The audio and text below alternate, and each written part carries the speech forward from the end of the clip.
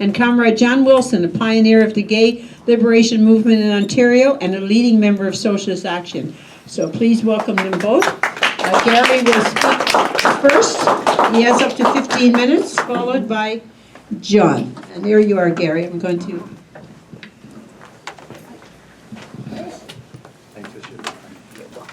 So thank you. I also want to thank Socialist Action for inviting me to speak tonight. I wanted to start off, I'll get to the film in a second, but I wanted to start off with my sort of feelings about the left and what I'm going to refer to as the queer liberation movement these days. And I use queer in a number of ways as a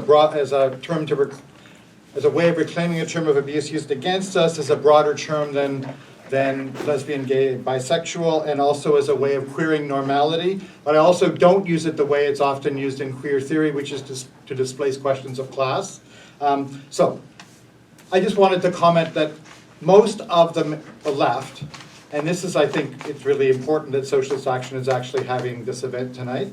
Most of the left actually have formed their politics around lesbian and gay, bisexual and trans rights during the same-sex marriage struggle. And it's mired in liberalism, and they actually continue to ignore the actual complex debates and discussions, including class struggles, that take place within queer and trans communities. So that most of the responses are like, we will just support it as being about democratic rights and liberalism, or we'll just ignore it, right? And there's actually been major parts of the left have actually ignored everything that was talked about in this film, including the whole apology process, and we can get into talking about that more critically, and also that the Canadian government has been celebrating the '69 reform and spreading tons of mythologies, which unfortunately are also included in this film, this year. So I'm really glad that Socialist Action is having this event, and I also would encourage people to look at the next issue of Upping the Ante, which will have an interview that was done with me on the anti-'69 organizing we've been involved in.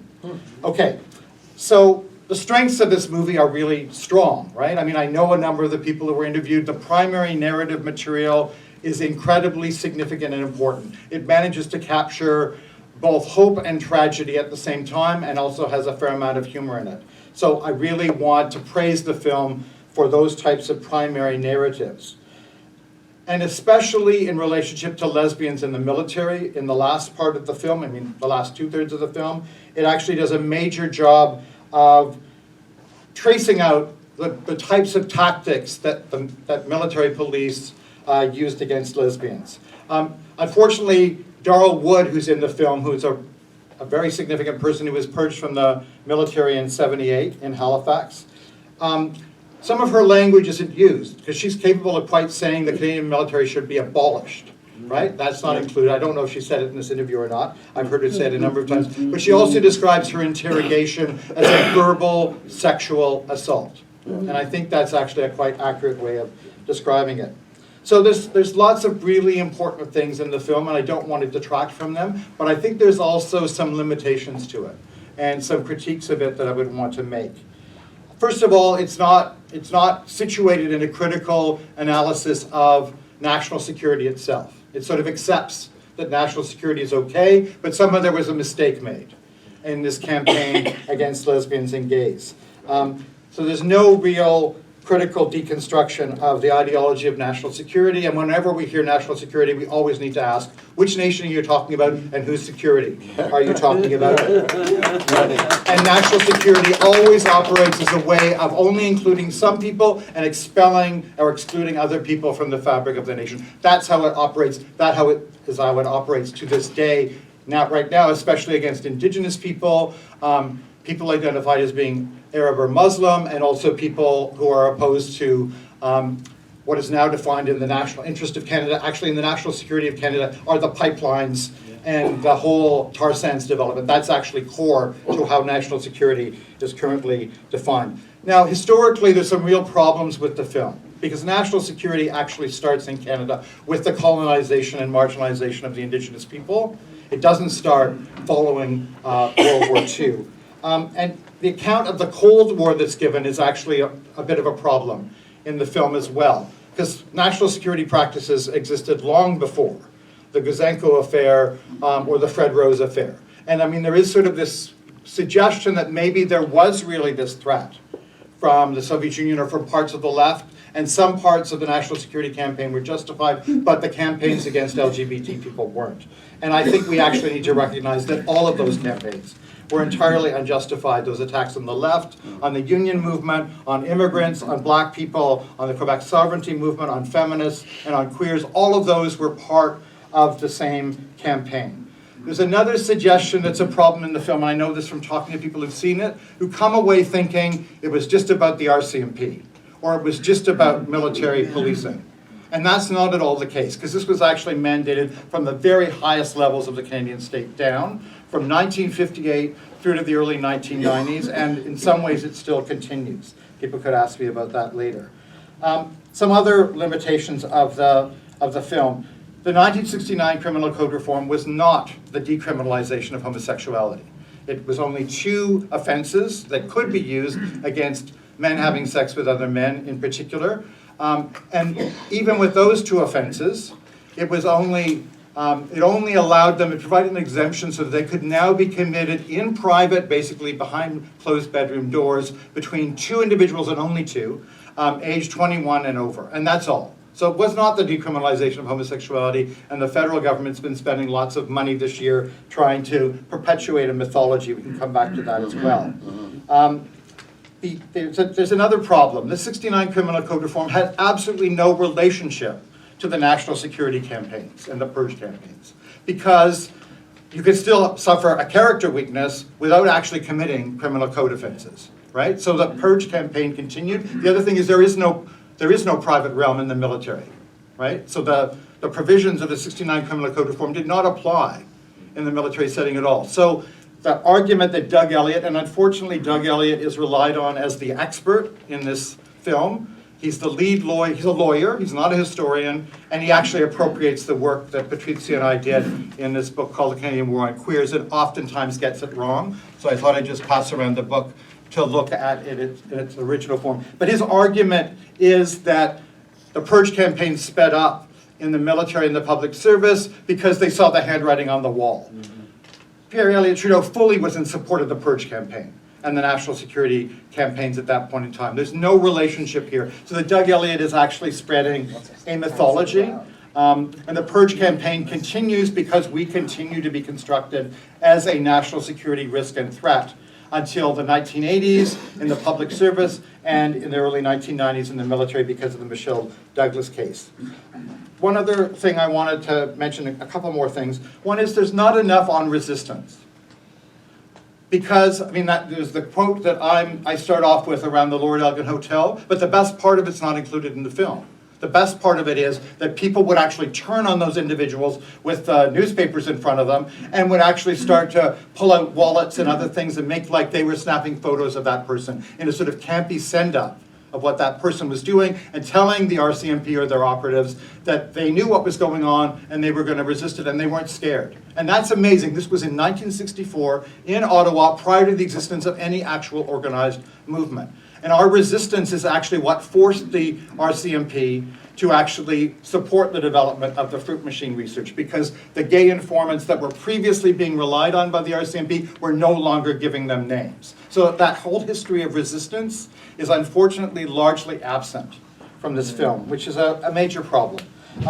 I guess the last thing I'll mention is that there's a significant part of the Canadian War on Queers that's not really part of this film, which is that because of the We Demand demonstration, which I think John will mention, in 1971, and the gay and lesbian liberation movement taking a position against the purge campaigns, our movements were identified as being national security risks and came under widespread surveillance by the RCMP throughout the 70s and into the early 1980s. That's missing from this film. It's also missing from Justin Trudeau's so-called apology statement. Right? So whole parts of the Canadian War on Queers are not mentioned. But the reason why this is also significant is what led the RCMP to actually start to investigate the gay and lesbian movement, and the We Demand demonstration in particular, is because of the involvement of left organizations that they were already tracking and had under surveillance. So it was actually the activists of the League for Socialist Action and the Young Socialists who were involved in organizing the We Demand demonstration in '71. That's why the RCMP got more and more interested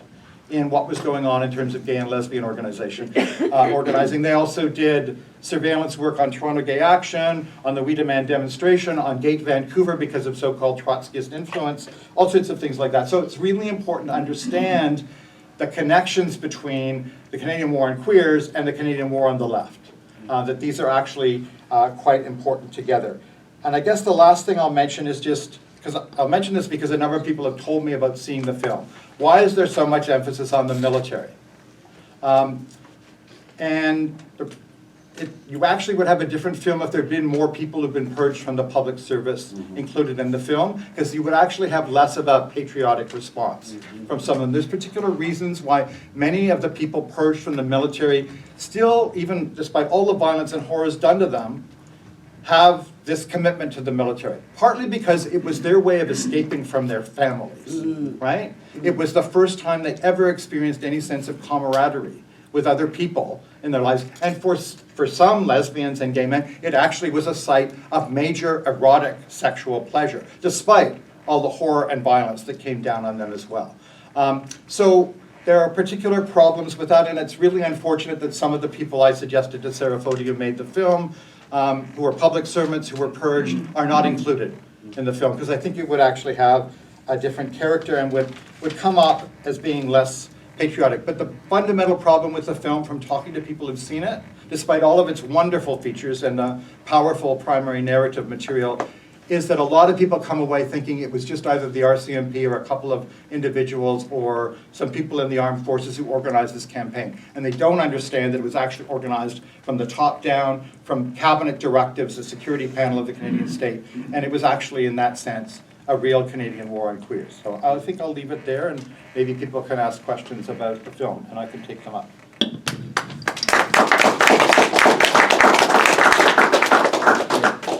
Okay, well, that doesn't leave me with a great deal to cover in some ways. That's why I wanted to go first, John. I knew that. Well, Gary mentioned the first demonstration. Actually, it's the first queer demonstration, I think, public demonstration in Canada that took place in 1971 and in Ottawa. And also there was a parallel demonstration in Vancouver.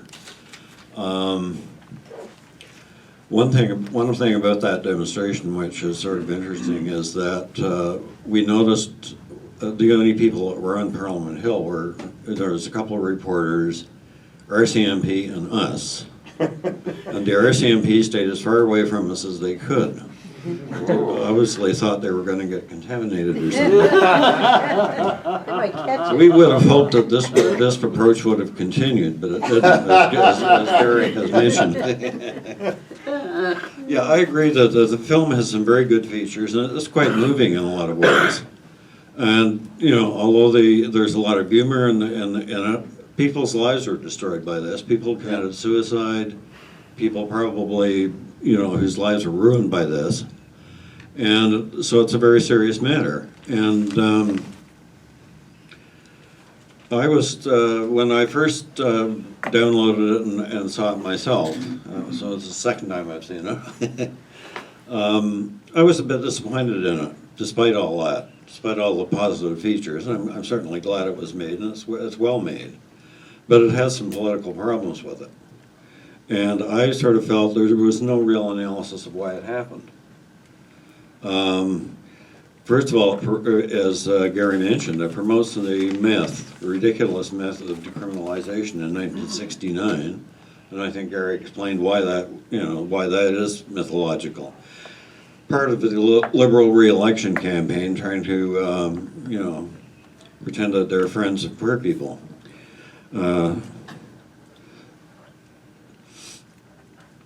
So actually, I think that the sort of line of narrative of the documentary sort of follows the establishment and the LGBTQ plus movement, and basically a lot of these people are just liberals.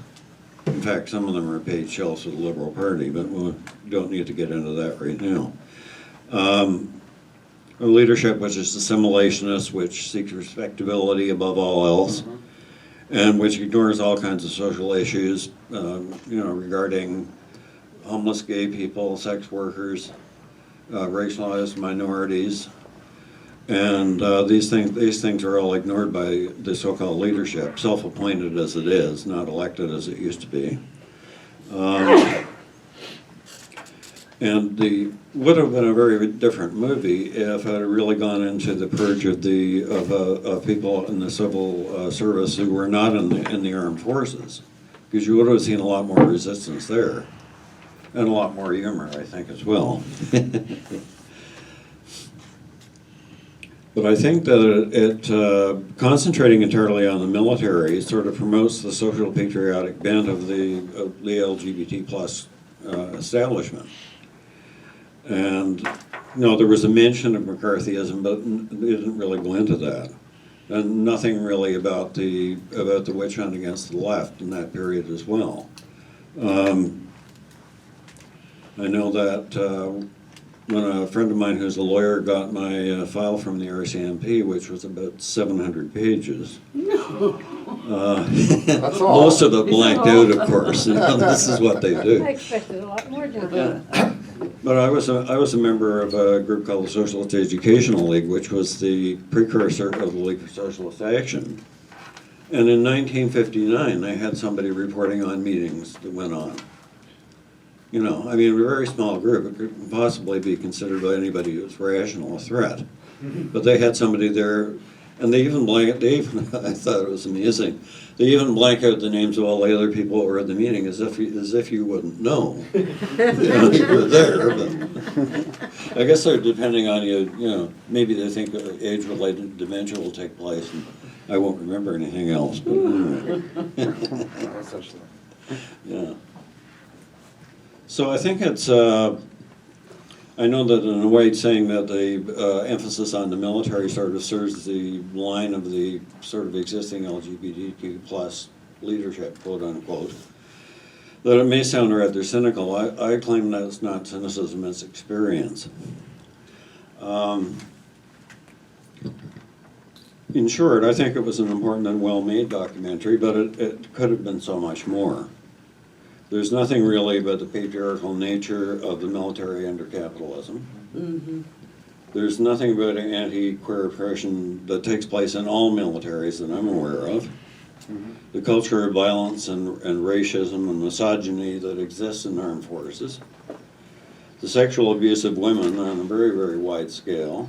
Discrimination in relation to the witch hunt of queers and the McCarthyite witch hunt of leftists. Well, all of this is like totally ignored in this documentary. So I'm hoping somebody will do something, maybe do another documentary at some point that will take up some of these things. Okay, thanks. Thank you. Okay, we're going to open up the floor now for interventions and questions. And each person will have up to 3 minutes. And the speakers will take notes, I hope, because usually what we do is take 3 or 4 questions and then come back to the speaker. Okay, go ahead. Thank you both. I thought your comments were really insightful and lovely. I am just wondering, John, you touched on it a bit. Well, you both touched on it, but Gary, I know you were involved in organizing around the apology, and John, you touched on the liberals now pretending that they're a friend of the queers in part because of the apology. And I'm wondering about your thoughts on how apologies can both be incredibly significant for the people involved and for many, many different things, but also they can be used to sort of re-narrate the current government as a progressive, benevolent government and separate itself from past governments as supportive of LGBT issues and negating all of the oppression that LGBTQ people experience now. So I'm wondering your thoughts on that and the complexity on that. I was wondering if you could talk about that a bit more. And then also, I just want to say, I'm against gays in the military. Okay, Or anywhere. Yeah. okay. Yeah. And- Military. Not gays, yeah, the Military. military. Very Against the good. military. Yeah, I'm against Of the course. military. Okay, right here. Yes, this entire film is placed within the context of the Canadian story. And except for the reference to Joe McCarthy, there is no other reference to the US. But there's a lot of interrelationship between the United States and Canada at the level of military security. Can you comment on that? Okay, yes. So thank you both. I really appreciated the additional critical analysis of the movie and to provide it in some larger context, and even echoing some of the points the first comrade made. But when there was that big debate in the US a few years back regarding trans individuals in the military, you're often kind of torn. On the one hand, it seems like a blatant disregard for personal liberties, but at the same time, why am I so eager for this group of marginalized people to join the military when it's only serving imperialist agendas and it's causing all this other? So what's the way of holding both those opinions and a way of recognizing both, why the military shouldn't exist, but also why this kind of exclusion from this national identity of a certain group is also damaging currently? So any comments on that would be appreciated, and I think that would tie into some of the first points brought up as well. Okay, so I'm going to take two more speakers and come back to the panel. Carol and then Corey. It's a really hard one, but people are killed because they're women, people are killed because they're gay, people are killed because they're trans, people are hated and killed. And this is something that's always, and they're all connected. I think we can see that these are all connected. Perhaps someone has some comments to make where this comes from. Because these are people you don't know. I mean, people don't even know these people, and they've never done any harm to them personally. And I just wonder if maybe someone could comment about that. Corey? It reminds me sort of like the apology to the gay community, of almost like the legalization of marijuana, on how it's sort of like a whitewash of past persecution, and how it doesn't really hold anyone accountable for anything that was done to these people that participated in things that are now deemed okay. It's not like it's like they were bad before because they were against the law, but now they're okay because it's legal, right? Whereas it just should have always been legal. It should have never been an issue, right? And so it reminds me of that, and just whitewashing it. I also wanted to ask about the movie, and you said there, Gary, you said there was a woman who was critical of the military, and that footage was not shown, or footage of her was not shown. And so why did the producer decide not to include footage or not to interview those people that were more critical? Because it is a question. I mean, was it just to be polite? Like, was it just to be more acceptable to a liberal sort of audience or whatnot? And so I was just sort of thinking about those things. And the last thing I just wanted to mention was that these people who participated in these interrogations and these witch hunts, they really should be held accountable. You can't just say that you're following orders, but that's sort of the system we live under, right? But you can't. You make your choices. No one has to participate. When you participate, you become the oppressor. You become a tool of either the oppressive leadership or the whatever. But you become the oppressor. We all make our choices, and we should be held to account. But the government protects its goon squads or whatever. So that's just something I'm thinking about. Thank you. Okay, so we're going to come back to the panel and give them 5 minutes each. John, you want to start, and then Gary? Okay, on the role of apologies, I mean, sometimes apologies can be significant and important, but there's become a plethora of apologies under the present government. In fact, it's about the only thing they do. Every other day. I kind of suspect that our prime minister has a little bottle of lemon juice or something every time he wants to start his copious weeping over various apologies. But it is becoming rather boring. But yeah, this is a little bit like the apologies to the LGBT to the queer communities a little bit like multiculturalism, which is a fig leaf to disguise the existence of systemic racism historically. Yeah. I mean, it's a fig leaf. It Yeah. creates an illusion of progress where Right. progress has not really been made. Right. And actually, yes, the only way to avoid this kind of thing happening again, of course, is to get rid of the military, not to reform it. It's not reformable. Right on. Right on. Abolish it. So I think the question of trans in the military was raised about, that was raised. I would mention that in the 1971 demonstration, one of the, in the We Demand document, one of the demands was for the right of gays in the military and to end discrimination against them. This is not the same thing as advocating that gays should join the military. I certainly would not advocate that at all.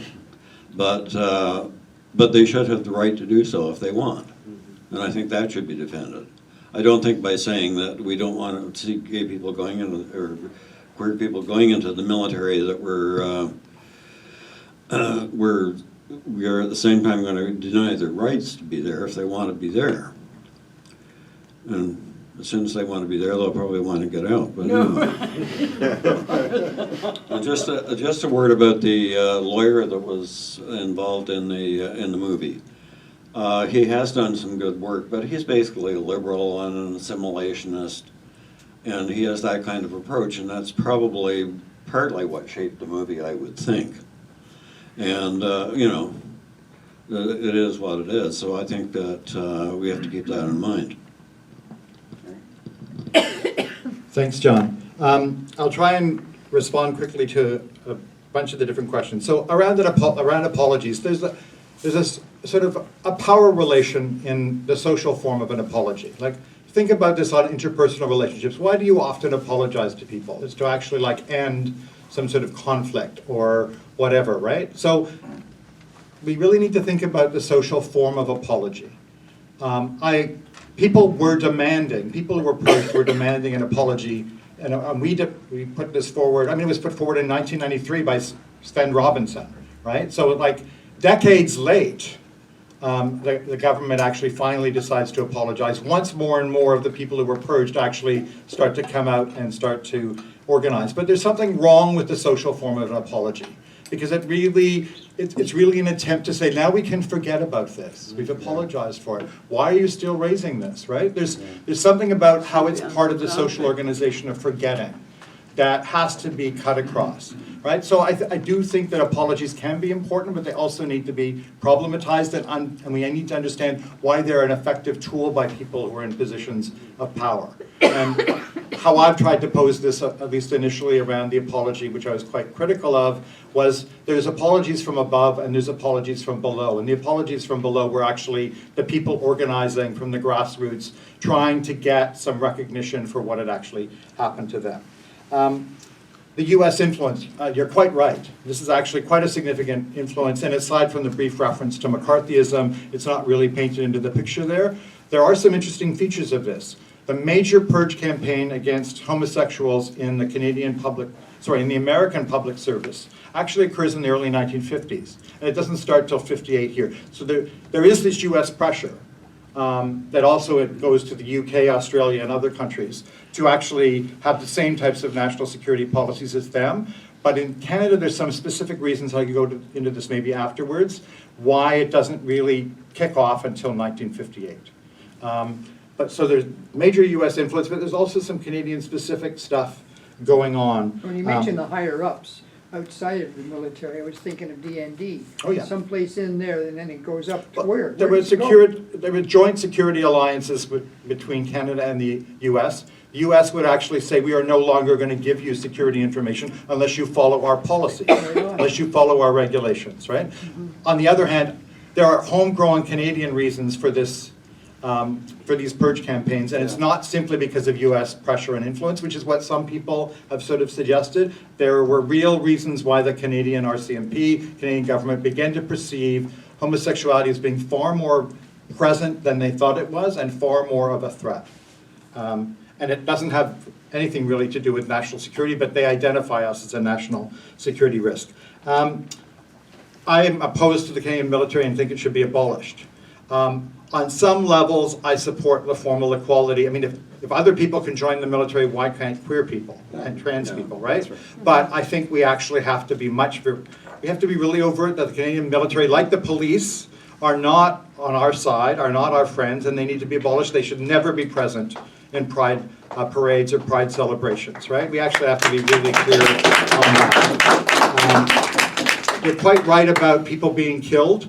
And I mean, there were accounts I came across in our research of people killing themselves after they were purged, family members telling us about people who killed themselves, all sorts of problems. So I think part of what that raises, though, is why are some populations considered to be basically expendable by governments and political authorities, right? That whole notion of either surplus populations that we don't need to care about, or expendable people who, if they disappear, we don't need to worry about them. One step further, more than expendable, hated. Yeah. I mean, it goes beyond. Yeah, well, I just want to, so part of the Canadian War on Queers was to actually so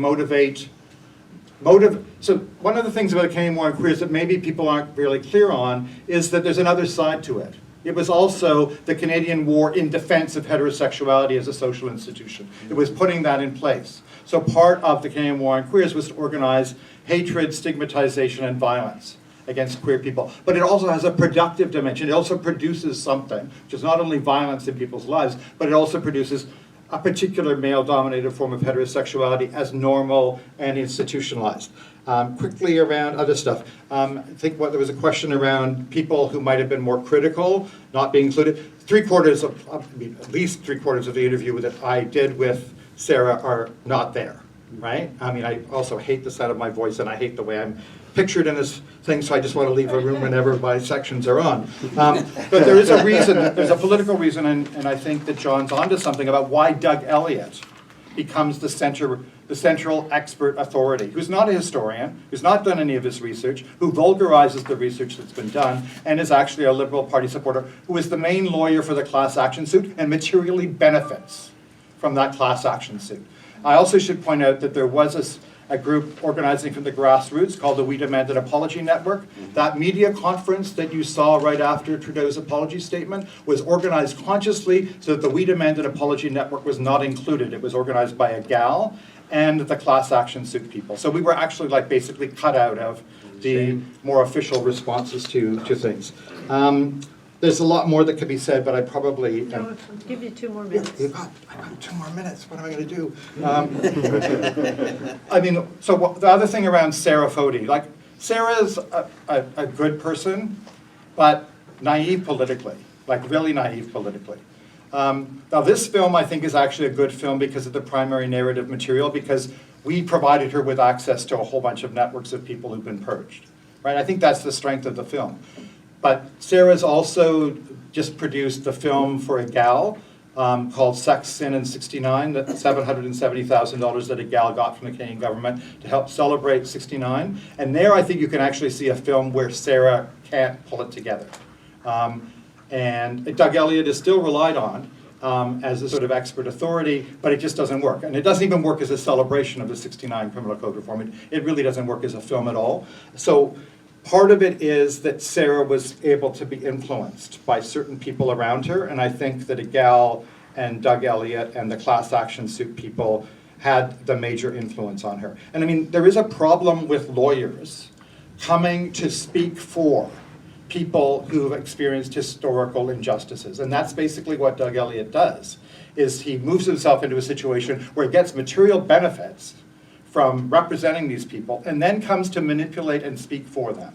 And I think we actually need to raise some pretty profound questions about the political power that lawyers actually gain through doing that, and we need to be much more critical about that. I think I'll leave it there. Okay. Thank you. Alrighty. Okay, the floor is open. People who haven't spoken before. Okay. So I see Anne down there in the back that hasn't spoken before. No? Okay, Basil and then Barry. Yeah, I have a just quick question regarding the scientific method, to characterize people, like driving certain type of cars or reading some certain type of novels. So the science behind these, like we know, like in the, I don't know, 19th century, there was, like they characterized criminals by their skull shape or things like that. So the narrative about like people are just the social products. They are not like. And recently, of course, there are these I don't know, DNA studies that say there is no genes and there is no things that 100% affect. So what you can tell about those questions that they were used to characterize and you know, try to think people are, yeah. Barry? As powerful as the film was, I think the commentary that you two have provided is even more powerful and more insightful and more compelling. So I want to thank you very much for that. The point that you made, Gary, about the attack on the left is ignored and that it preceded long before the events depicted in the film. Well, yes, long before the Guzenko affair. Let's remember that this is the 100th anniversary year of the Winnipeg General Strike. And what did we see during the Winnipeg General Strike? The employers and the state invoked anti-immigrant sentiment to lay the blame on workers who came from elsewhere, even from Britain, you know, which seems counterintuitive concerning the colonial settler nature of the state, and cited them as a source of national security that had to be purged from the country. So this did happen long before, and even long before that. Secondly, it isn't sufficiently critical of the Canadian military, and of course I want to echo the sentiments expressed around opposition to the military per se, because of its nefarious role in the world. But the attitude that democratic people, democratically minded people, let alone socialists, should take is to stand up for democratic rights. And I think this applies not only to the military, but even, for example, women in the Catholic Church. I mean, they should not suffer discrimination regardless of the nefarious character of the institution. It's important to stand up against all forms of discrimination, because in the interest of those who are affected, and also because it tends to undermine these institutions, which are patriarchal, fundamentally. So it's in our interest to stand up for this, even though we don't want to have truck or trade with the institutions. Identity politics versus class struggle politics. I wonder if you would like to go a little bit more into that. I mean, we're partisans of class struggle politics. We're not into identity politics, but we strongly affirm the fight against discrimination of all kinds and against the very nature of this property-venerating society, late capitalism in which we live. And there was an interesting experience, and I wouldn't say it's Identity Politics Limited, that occurred in Toronto Pride over the last 2 years plus. And that's the decision by Black Lives Matter militants to stop the parade and say, you know, no cops in Pride. And there's an ongoing struggle around that. And you pointed to the fact that you both did about the lack of democracy in the movement, which is increasingly assimilationist and commercialist. And yet this forced some mass meetings in the city and a real expression of dissent and the beginnings of an organization of that. So I wondered if you'd like to say something about that. And I know there are people here like YC and others who are part of that struggle. And I encourage you to speak up if you feel it's appropriate. Socialist action fights to end systemic discrimination, but also the nature of the society. Capitalist patriarchy. It's expressed in our election manifesto, which I encourage people to pick up. It's expressed in our basic platform and program on our website. It's expressed in almost everything that we do, including this statement, which you can pick up a copy of, which concludes with, we need to consider what kind of society we want and what we actually have. Queer rights will never be secure under capitalism. Divide and rule remains the practice of the tiny, obscenely rich minority, well written, John, who called the shots in the economy and the state. The huge income and inequality gap continues to widen. Carbon-fueled climate catastrophe is accelerating. These growing disasters won't be reversed without the mobilization of the vast majority in our own interests. Okay, anybody else would like to speak that hasn't spoken before? Anybody like to speak, to say something else? We should have policemen, and when the Pride, parade happens, I think we should have policemen present there all the time, because there's a lot of troublemakers that go there. Sometimes people cause trouble, and there's fights and everything. We need to have law and order, you know, and it's a good idea to have policemen in the parade every year. Okay, anybody else that has spoken would like to speak? Anybody else that spoke before need to say anything else? Yes? I have a question. In this film, I'm sorry, but in this discussion, broadly speaking, for the nation, has there been any statement or any conversation about the basis of homosexuality in the human family? I was taking courses at university a few years back, and I didn't have a choice in this, but I now have to take sociology. And the professor assigned the subjects, and the subject that I and a partner were assigned was homosexuality. So I sort of took a deep breath because I had to go downtown Toronto and interview gays and speak to the police to find out about this whole new subculture that up until that moment I didn't know anything about. So I felt very uptight about this, but I went ahead and did all this field work because that was 70% of the mark. No field work, no passing. And at the time I was in university, no passing one subject, you were out. So I got busy. So I started to study the subject, and at the time, the big question writing essays on was, is this phenomenon, does it come from heredity, or is it sociological? Do you get it from your father because he's weak, mother's strong? What is going on here? So I did all this sort of research, read a lot of books, and then along the way I learned that, hey, this stuff is unscientific. Scientists today using modern science, MRIs and CAT scans and all that sort of thing, have discovered that the brain structure of homosexually oriented people is somewhat different to heterosexually oriented people. So on a scale from 1 to 10 or 11, most of us are somewhere on either left or right of center, but people at the extremes are considered to be pathological. So I'm wondering, I didn't see the film, but does any of this discussion cover any of the accepted, discussed states of the phenomenon of homosexuality? Thank you. Okay, so I think at this point, I'm going to close the list and come back and give each of the panel up to 7 minutes, if they need it, to wrap up. Okay? So no more speakers. Okay, so I'm going to take the last question and the question about scientific stuff together. I just want to start off fairly bluntly.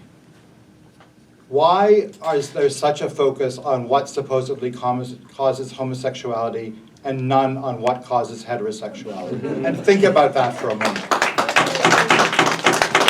Right? Because I mean, there's real power relations that actually shape why the question gets asked this way. Why for like hundreds of years we've actually been studied. We've been dissected. We've had all sorts of terrorism inflicted on us.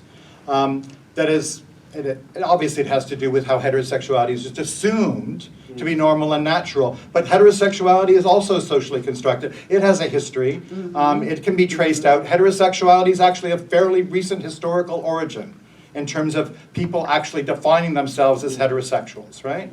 And we can go into that if people want more detail. So the fundamental question I want to raise around all of that is like, why do certain issues become questions? If you're a social problem, then you're going to be investigated. And people are going to think about, how could we possibly eliminate you if you're actually a social problem? Like, what's wrong with you, right? So I'm basically a radical social constructionist. I mean, all sexualities and genders are socially made, which does not mean that there's not physiological resources and capacities that we draw upon. I actually have learned a lot from Anne Fausto Sterling, a feminist biologist, around the social construction of both sex and gender. And I mean, I actually think that's where we need to be at. So in terms of like the types of things they were using in the fruit machine research, like the masculinity, femininity scales, anxiety tests, all these sorts of things, these were all actually rubbish and nonsense. But they were all based on certain types of stereotypes and stigmatization, especially of femininity, right, in men, and of certain types of quote, butch qualities in women. That's what all of this stuff was based on, right? So it's really about policing everyone's gender and sexualities, and we should actually be interested in ending all of those forms of policing and regulation. But it's also important for us to always turn our gaze, and this comes back to the question around identity politics. I'm quite critical of identity politics, and I can go into it in more detail. But I'm only willing to accept critiques of identity politics from people on the left, the mainstream heterosexual left, if they start off by criticizing ruling forms of identity politics, like whiteness and Canadianness. And only after that is done am I willing to accept the types of critiques that are made of feminism or gay liberation or Black Lives Matter or whatever. Because unless we start to tear apart identity politics on that level, you're actually just becoming vehicles for attacking marginalized and subordinated people. And I've seen that happen way too much in the organized right. So democratic rights. So I mean, I support democratic rights, but I mean, it's also a question of balance, right? So for instance, around the same-sex marriage debate, right? A lot of the left didn't even hear that there were many queer and trans activists who were actually opposed to institutionalized state marriage. That institutionalized state marriage is actually a social practice of discrimination against all sorts of other relationships. So there's a way in which support for democratic rights can actually be mobilized to obliterate and marginalize the more radical concerns that are being raised. So I support democratic rights, but keep that in mind, that we actually have to also talk about social transformation. I mean, my position coming from John Holloway is we have to operate simultaneously all the time within, against, and beyond, with an emphasis on beyond, capitalist and oppressive state relations, right? And I think that provides a different way of looking at it. So you don't just, it's not just like same-sex marriage is the end goal. I mean, and I have to also say, so many people on the left approached my partner Patrick and I during the same-sex marriage debate about when are you going to get married? When are you going to get married? We wanted to vomit and throw up because we basically said, like, we're never getting married, and marriage is like a social practice of discrimination that we're not interested in being involved in. Which, of course, on the level of formal equality, if other people can get married, I think queer and trans people should be able to get married as well. But that is not the end goal of where we're at. That's right. The editing of the film. No, this is a question from before. I've already dealt with that. So the police, I mean, on Pride celebrations and marches, police are brought in to provide security or traffic control. I don't actually think that's necessarily necessary, because we could actually do that ourselves, right? Yeah. But that's a different question from the marching as organized contingents within our parades as part of our communities and movements. The police and the military are not part of our communities, not part of our movements. They continue to engage in violence against people in our communities. Just recently, the Toronto police left, especially men of color, to be killed by a serial murderer who they denied existing. Anyway, it's just, and the racist practices they continue to engage in are just quite phenomenal. So I think it's actually a baseline position that the police as a social institution and the military as a social institution are not within our movement, not within our Pride celebrations. Now, the Black Lives Matter protest was absolutely quite significant. And I would actually want to argue it had nothing to do with what the left often conceives of as identity politics. It was actually about racialized class struggle within queer and trans communities. That's really what that disruption was about, and that's how it needs to be understood. And it had major reverberations. There was a lot of white gay men's racism that came down initially, but I think you're right, that it actually opened up the door for wide-ranging discussions, and that's why we've been able to consistently keep the police as an organized force out of Pride so far. We have no idea what's going to be happening. And that also led to the No Pride in Policing Coalition, which is sort of dormant right now, but once things sort of like bad things happen in Pride again, I think there'll be movement around that. But that's really significant. It's also something that like the broader left hasn't paid much attention to. Like, how was it that Black Lives Matter, which most of the left would understand as simply being about identity politics, and not about racialized class struggle, has actually managed to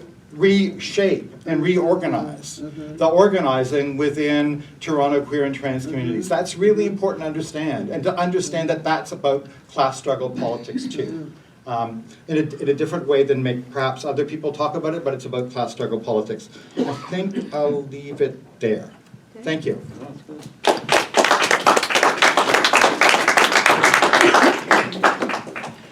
Well, once again, I'm not left with a lot much to say. I agree.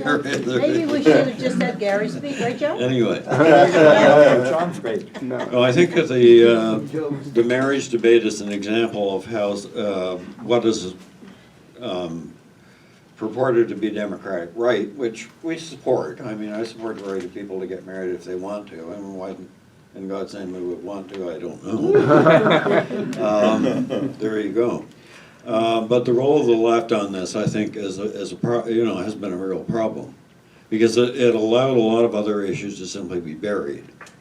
In particular, I think during that whole thing when there was almost hysterical emphasis on the marriage debate, Egale, for example, there was a change made in the age of consent laws, which initially they weren't going to say anything about. They were going to keep quiet about it.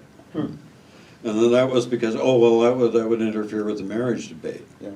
Because the whole role of this with the sort of elites in queer communities is about assimilationism, becoming just part of everything else, and ignoring all kinds of other questions. And Black Lives Matter really deserves a lot of credit for what for the intervention that it made, because it really set up a debate about a whole bunch of issues which had been ignored up to that point.